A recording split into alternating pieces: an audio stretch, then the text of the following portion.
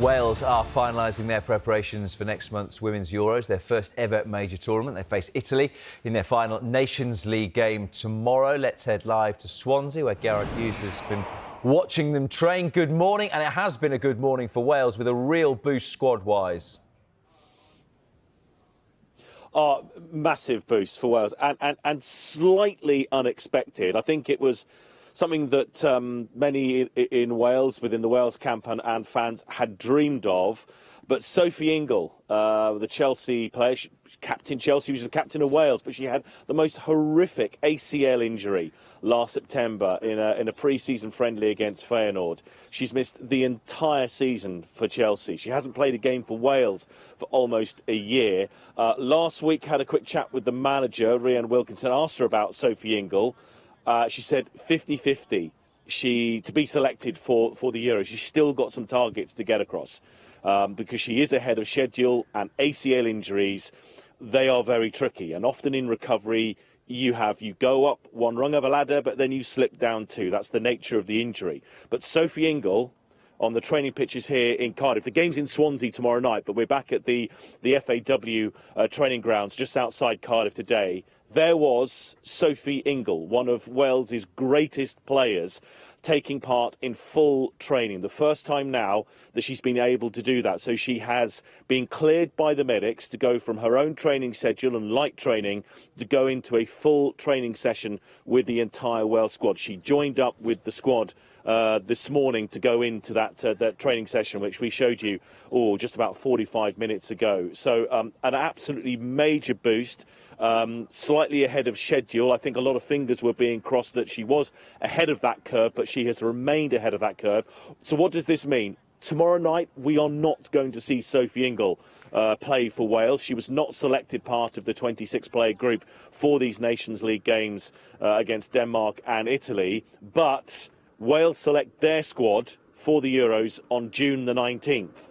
So this is hugely timely. And having had that chat with the manager last week, seen what I've seen out there today and had a quick chat with a few people, it's going to be very, very likely that Sophie Ingle will be one of the 23 players representing Wales at their first ever major tournament, the Euros in Switzerland, which begin next month. Sophie Ingle, 139 Wales caps. As I mentioned, she has previously, up until this injury, been the captain of Wales. Her domestic honours with Chelsea, well, it goes on and on and on. In two stints, the previous 7 seasons she's just been there. She had a previous 2-year stint there before. 11 major honours, including 5 WSL titles. She's been in Champions League finals. She is one of the true greats of the games, and she happens to be Welsh.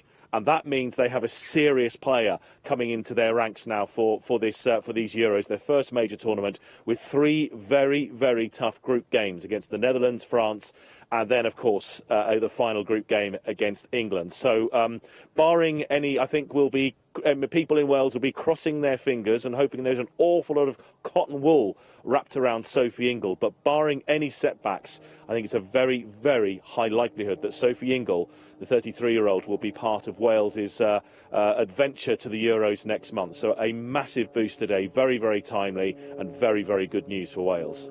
Very good news for Wales, Gerard. Just to pick up on a couple of things you said, obviously it will mean a lot for her with so many caps, such a great servant of Wales or Welsh football to represent her country at a major tournament. But she can't be anywhere near match fitness, can she? No, it's really interesting because that's what I didn't go to in that last answer, Rob. You picked up on it exactly. There's 2 things. There's the ACL injury itself. The typical recovery for an ACL injury for elite sports people is between 9 and 12 months. It's not a quick fix. It just cannot be a quick fix. There is no way of cheating the recovery time from it. It is a horrendous injury for a sports person. It is incredibly debilitating. The surgery is relatively quick in the main. Most ACLs, even if they're torn or they're completely torn to shreds, it's a replacement with part of a hamstring. That is the standard way that an ACL is fixed. That needs time to heal. Then it's physio and recovery, so that you don't incur any other injuries while the knee and the leg is recovering. That's the problem. So she's done that part incredibly well.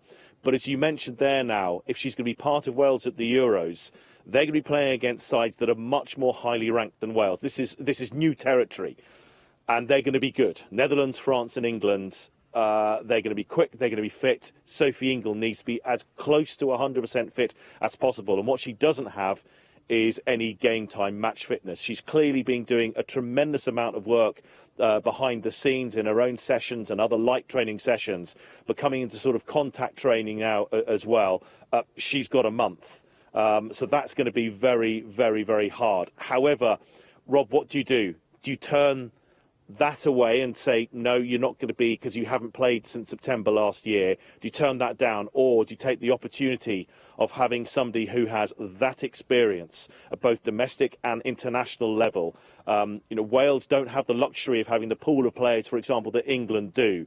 So when you have somebody who is as good as Sophie Ingle, who clearly in her prime, I think, would have walked into most sides within Europe, when you have this player available to her, you have to take it. Whether she is 100% fit or not, you still take that chance.